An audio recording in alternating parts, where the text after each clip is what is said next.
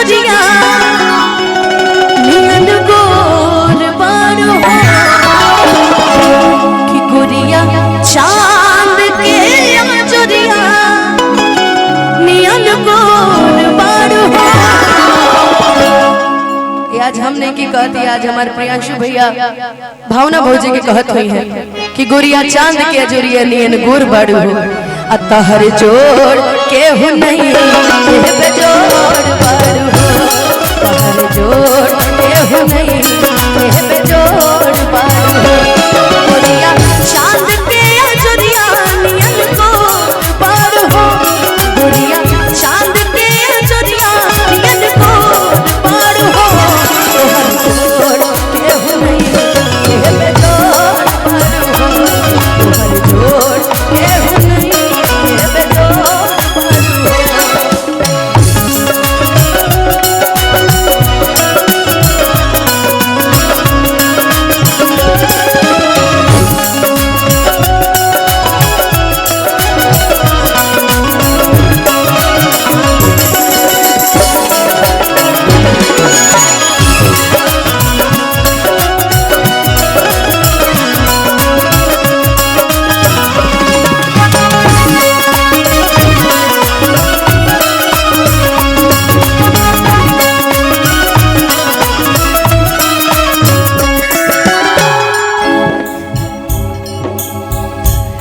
दिल पपी झूली गिरेला जब तक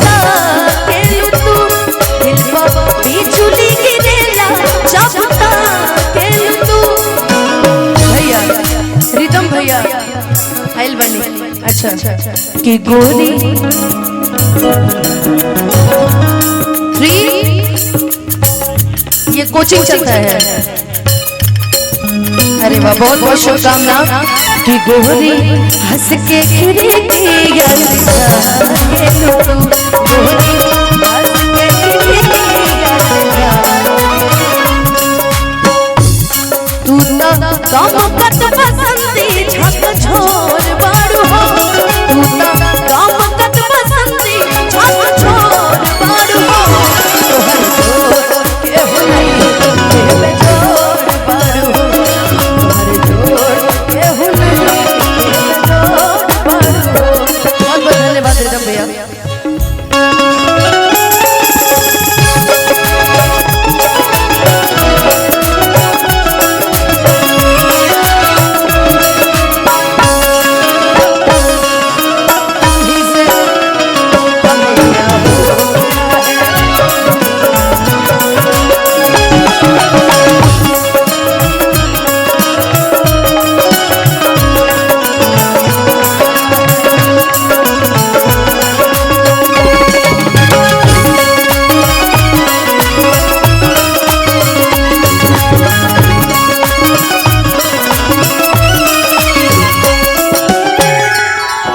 हो गली तोहरे खातिर तयागिल हम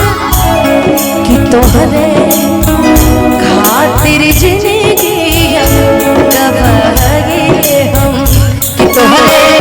खातिर जिंदगी गवाए तोहरे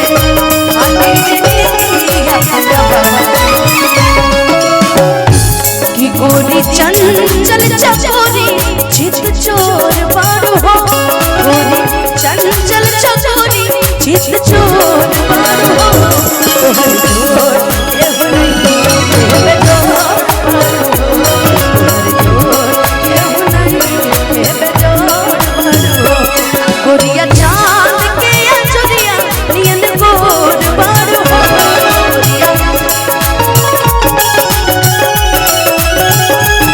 गोरिया चांद के अजोरिया नियन गोर बारू हो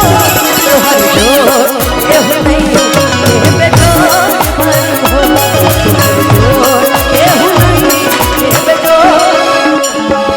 तोहर जोड़ केहू नहीं बेजोड़ बारू हो कि तोहर जोड़